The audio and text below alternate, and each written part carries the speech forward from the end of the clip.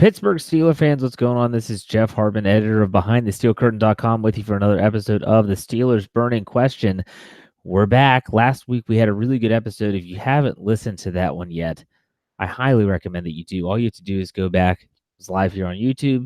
It was also on our audio platforms. And what we debated was which 2017 draft pick will have the biggest impact in 2019. And we basically broke it down between three players: James Conner, TJ Watt, and Juju Smith-Schuster. I'm not going to get into details there, but if you're new to the show, that's kind of the gist. We think of a question and we answer that question. And then afterwards, I answer your questions if you have any that are related to the Pittsburgh Steelers.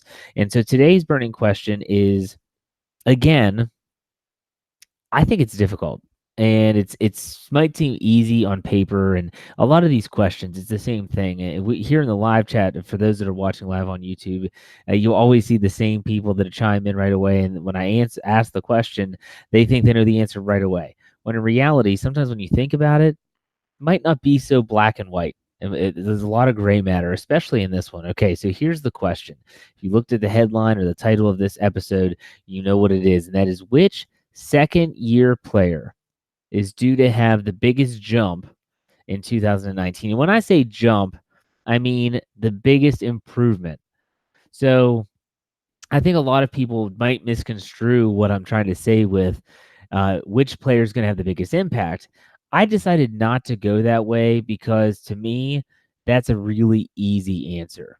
You have two players essentially that are going to vie for starting positions. One of them played the entire season last year. That's Terrell Edmunds, for first-round draft pick in 2018, and James Washington. Other than that, you don't have a lot of players that are guaranteed a spot, maybe outside of Jalen Samuels. So what I want to do, though, before we get into the nitty-gritty and break this down, I want to talk about, or basically lay out, in case you forgot, the 2018 draft class, which, again, was a pretty solid draft class in hindsight. A lot of people didn't like it originally, but at the same time, here we are, and a lot of these players are still with the football team. So round one, as I said, Terrell Edmunds out of Virginia Tech. Round two, James Washington out of Oklahoma State, wide receiver. Then they had two third-round picks: Mason Rudolph, Oklahoma State, and Chukwuma Okorafor out of Western Michigan, offensive tackle. Marcus Allen, safety, Penn State. Jalen Samuels, running back, North Carolina State. And then Joshua Frazier, defensive tackle, in the 7th round out of Alabama. All of those players, outside of Joshua Frazier, who recently announced his retirement from football, are still with the team in some way, shape, or form. So the question again, in case you're joining us late or maybe you weren't paying attention, which of these players is going to make the biggest jump? Again, it's not the biggest impact. I think it's safe to say that Edmunds and Washington, it would be one or the other for the biggest impact based on the fact that they're going to have the best chance of playing. But who's going to improve the most from year one to year two? That is the question. And that, in my opinion, is a much more difficult question to answer. So right off the bat, I look at these players, and even with Edmunds and Washington, man, they have a ton of room to grow. Terrell Edmunds, I said this before on the Standard is a Standard. Shout out to my co-host Lance Williams there, who also does his own show. Yeah, I said it, aired yesterday. Check it out on our audio platforms. Anywhere where you search for podcasts, just search Steelers or Behind the Steel Curtain and you'll find us. Last one was a good one. Check it out. But still, we talked about James Washington and we talked about Terrell Edmunds at length the other day. But Edmunds, I felt that as a safety, he wasn't playing instinctual football. And this is common. This isn't a knock on Edmunds. He was in the right spot, but sometimes he was taking bad angles. He just wasn't reacting. He wasn't trusting his reads. He wasn't trusting his own film study. He basically was out there trying not to make a mistake. And I don't blame the kid. He was thrust into a starting role when, let's be honest, he probably wasn't prepared and ready for it. So Terrell Edmunds has a ton of room to grow. Same can be said about James Washington. As a receiver, he didn't see a lot of time. Did catch a couple touchdown passes, but he's more remembered probably for the drop in Denver where he dove for the pass and he didn't have to. That was the play that Ben Roethlisberger criticized him. He's a hard worker. All reports are is that he has lost some weight, this offseason, and that is coming into OTAs, you know, probably maybe down 10 pounds. He's faster. His endurance is up. That bodes well for him. He's going to have an opportunity with Antonio Brown gone to be one of those playmakers. Mason Rudolph. Everyone knows I love Mason Rudolph. I think he's a very good quarterback. I think that if he were, Dave Schofield said it best. One of my co-hosts on the Steelers preview, which will air tomorrow night on YouTube here live around 9:30. He said it best. He said if Mason Rudolph were in this past 2019 draft class, he would have been a first-round quarterback, and I believe that.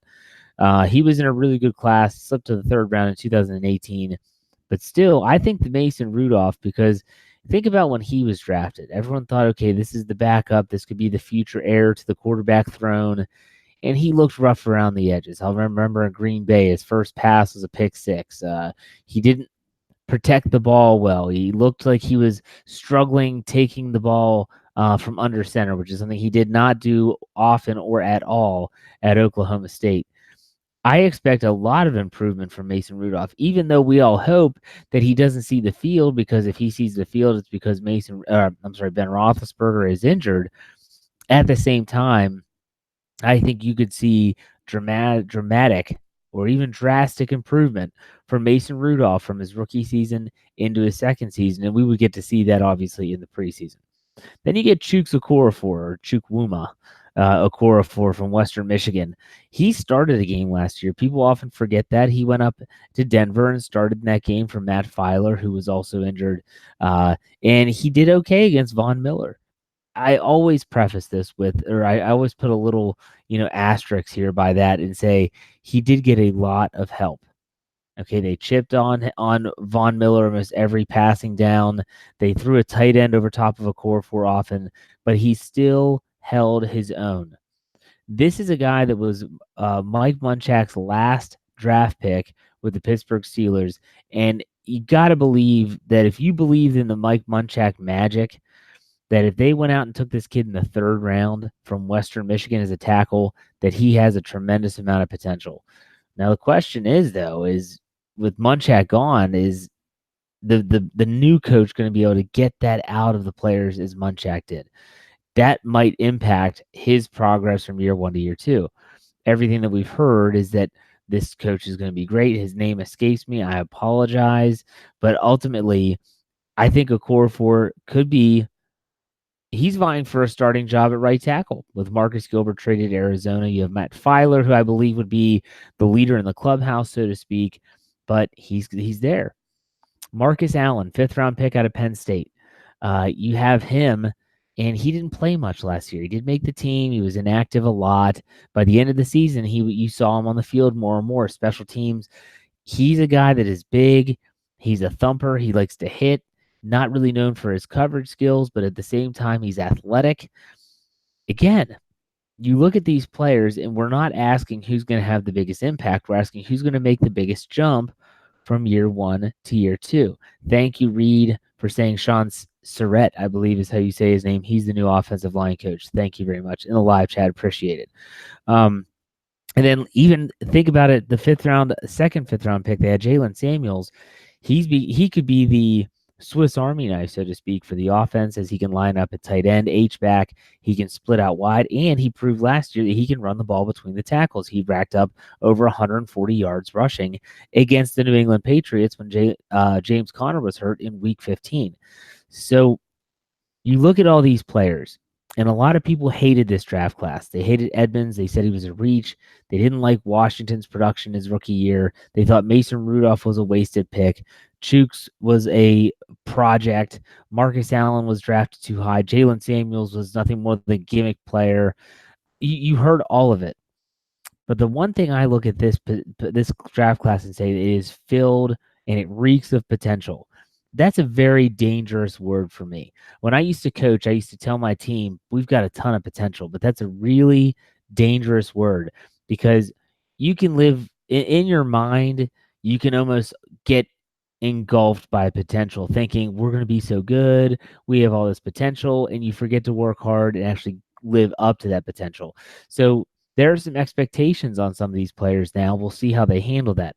But let's get back to let's get back to the main question here. Who will make the biggest jump? I could make a case seriously from almost every single one of these players. But if I'm going to say who's going to make the biggest jump from year 1 to year 2, to me it's a toss up between 3 players.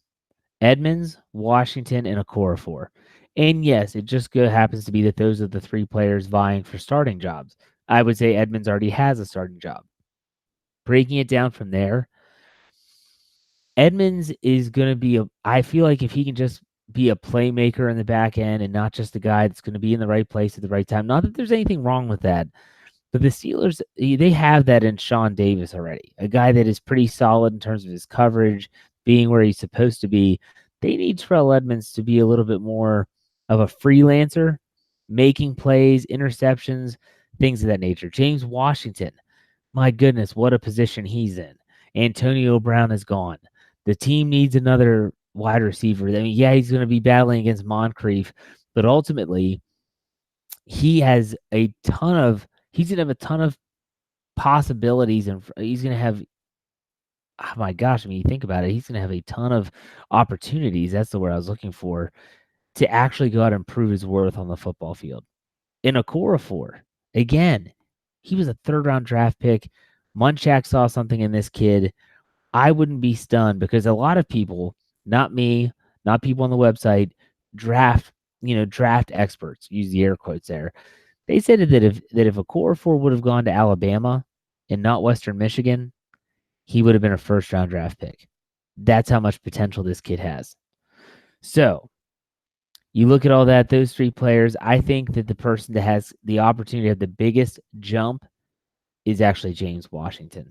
When you watched James Washington play last year, you saw a guy that he looked like a deer in the headlights at times. He looked like it was personified on that pass in Denver where he dove for the ball and didn't have to. He just seemed, I know he's not an outward guy. He's not your Juju Smith-Schuster that's rambunctious and loves to be in front of the camera. He seems like the complete opposite. He seems like an introvert. Seems like a guy that is just, he's there to do his job, and that's it. But ultimately, he can be so much more than that. If you saw his film, you saw his deep threat ability at Oklahoma State, he absolutely could be that for the Steelers. And so I think that he is the one that's going to make the biggest jump. I expect big things from him this year. And so that's where I'm going to go.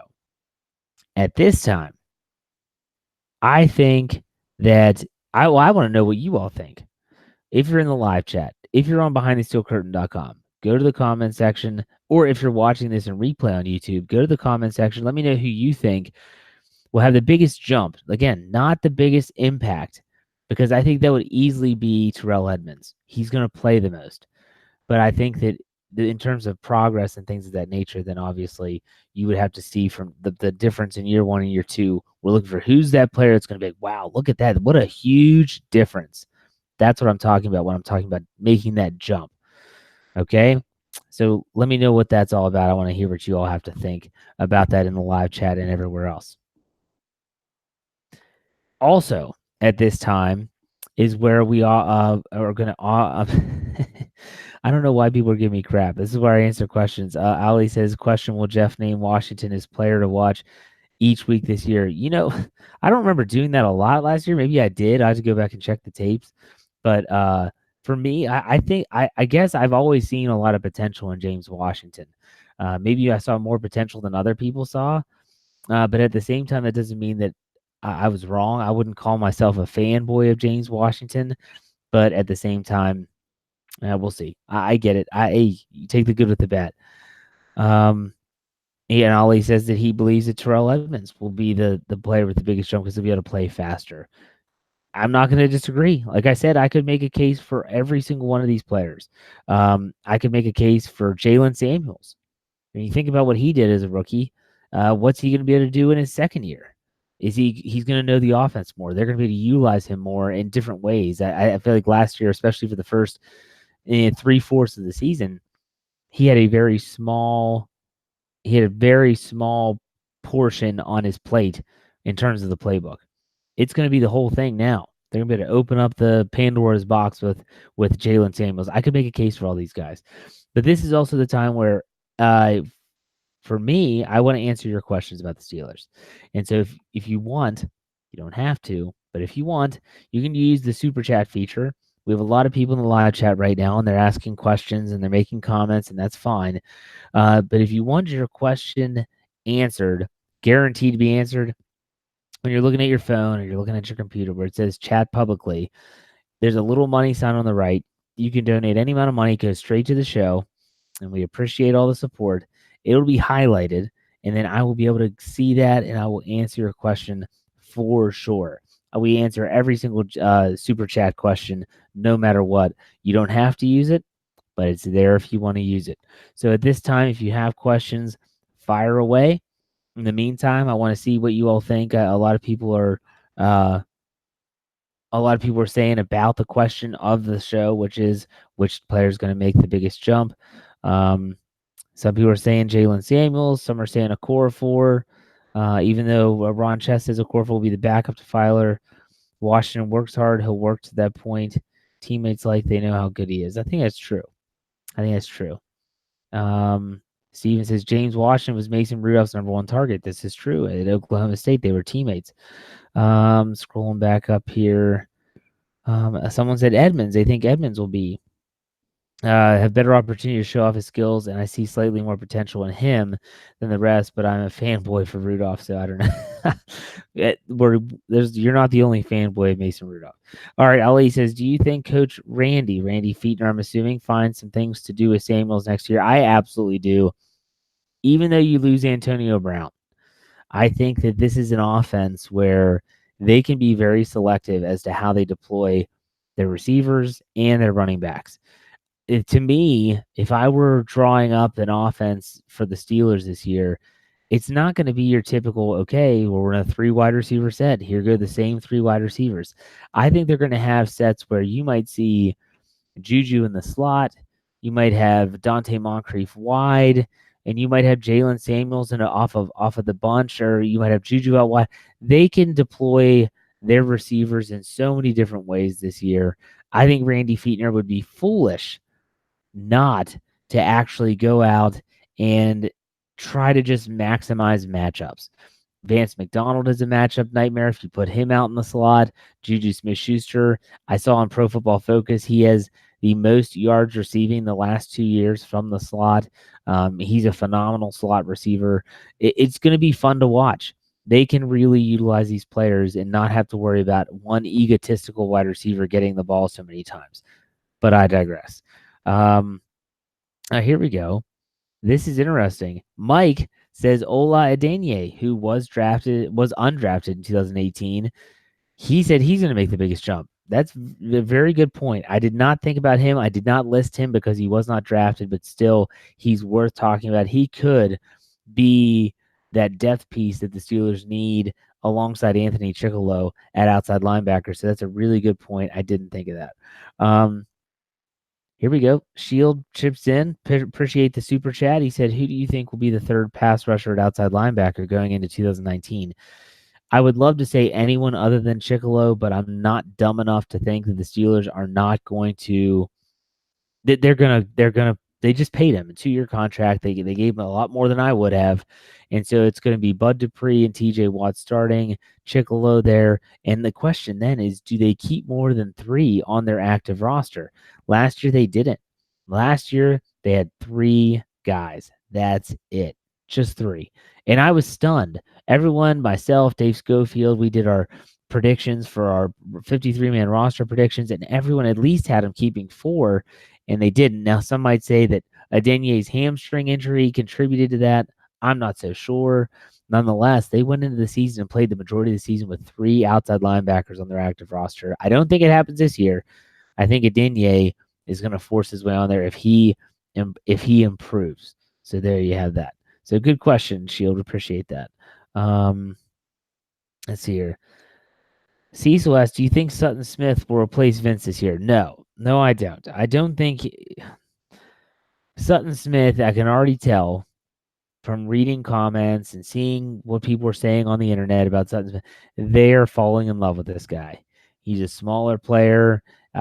He plays hard. He's got the numbers to back it up at a smaller school, Northern Illinois. If he makes the team, awesome. Special teams demon, great. Anything more than that is literally icing on the cake. I'm expecting him to make the team. I expect him to play solid special teams, and that's it. He's a project. He's not polished. And I mean, if he comes out and stuns me, I'll be the first to eat crow and say, "Oh, it's my bad." But at the same time, I'm not expecting it. So I like Sutton Smith. Don't get me wrong, but I don't think he's going to be the impact player everyone else thinks he's going to be. Reed asked, does Artie Burns make the 53-man roster? We talked about this on another show.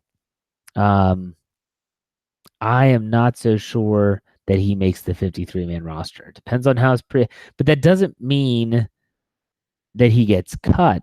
I could actually see him getting traded.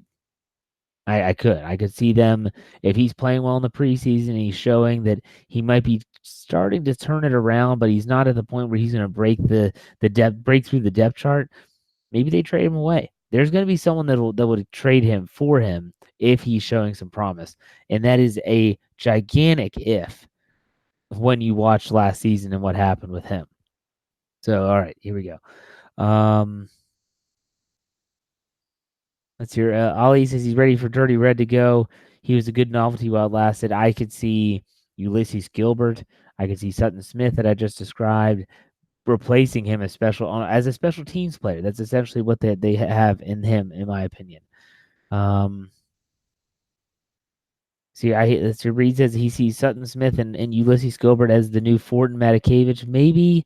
It'll be interesting. I don't know much about Gilbert. We did a draft profile. It was actually a fan post that I promoted to the page today, and I got to know him a little bit better. I'm reaching out to the SB Nation contributors to the MAC and trying to find some more information about him. I don't know much about him because he played at Akron, and there's just not much film out there of him.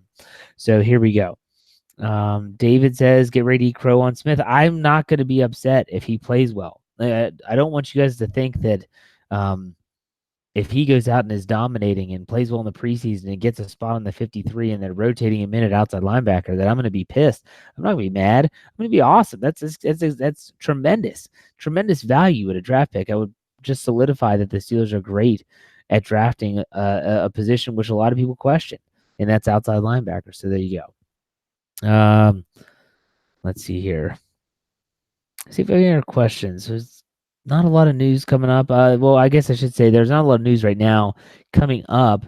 The Steelers will have on the 21st of May is their OTAs. That's their 3 weeks of, I think it's 3 days a week where they have OTAs, which is then after that is mini camp.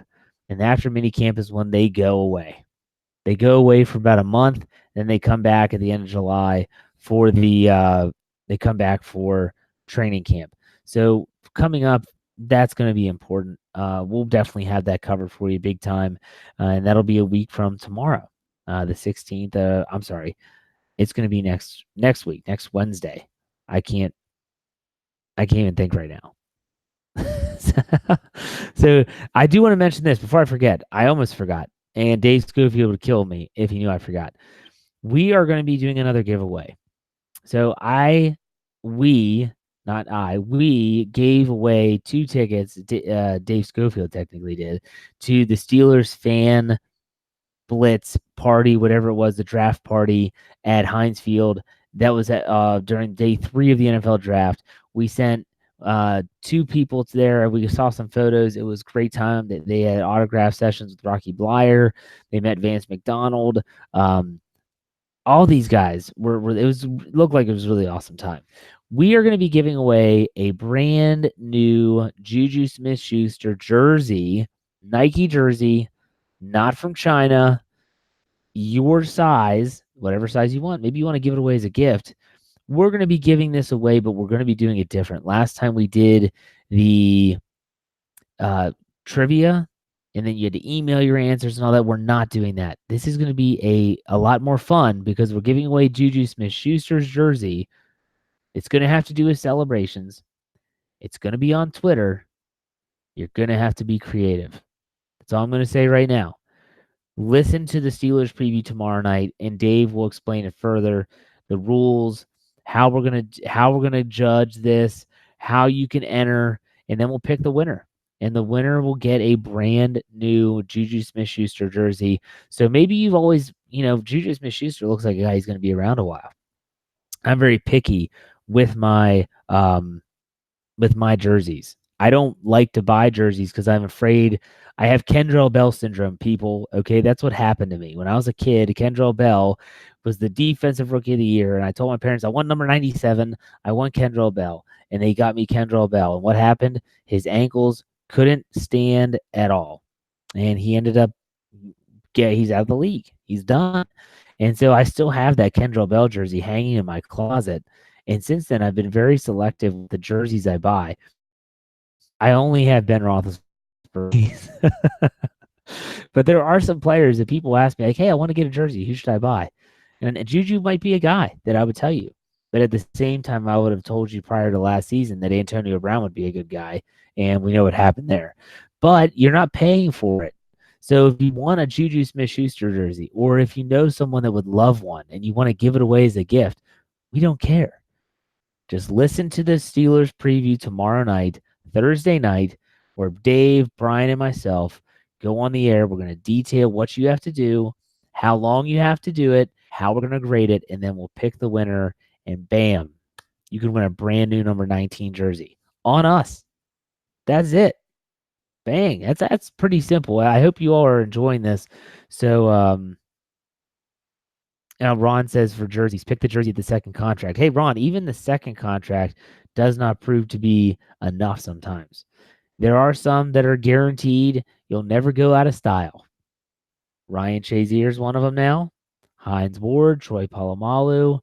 I think James Harrison might be in fans' good graces again, so maybe he would be okay. You could go back to the 70s. Those players, you can get any jersey you want. So if you're someone that doesn't want to get a current jersey and have them traded or leave or whatever, go with a classic. You can always go with a classic. So there you go. Make sure you tune in to our show tomorrow night for all those details. Appreciate it one more time. So lastly, all the people that are on the live chat, we didn't have a ton tonight. That's okay. I had some good questions. I thought it was a good burning question. If you're listening in replay, go down to behindthesteelcurtain.com or whether you're on YouTube and let me know what you think about the burning question. Which second-year player will have the biggest impact? Not the biggest impact, the biggest step forward, the biggest jump in 2019. I'm anxious to see what you all think. With that said, make sure you find us on YouTube, BTSC Steelers Radio. Subscribe, share. We appreciate all the love there. And obviously on our audio platforms, anywhere that you download your podcast or find your podcast, search for Steelers or Behind the Steel Curtain, subscribe. And as Lance Williams always says, tune in, tell a friend, and subscribe. I'm Jeff Hartman, editor of BehindTheSteelCurtain.com. We'll see you next week for another episode of the Steelers Burning Question.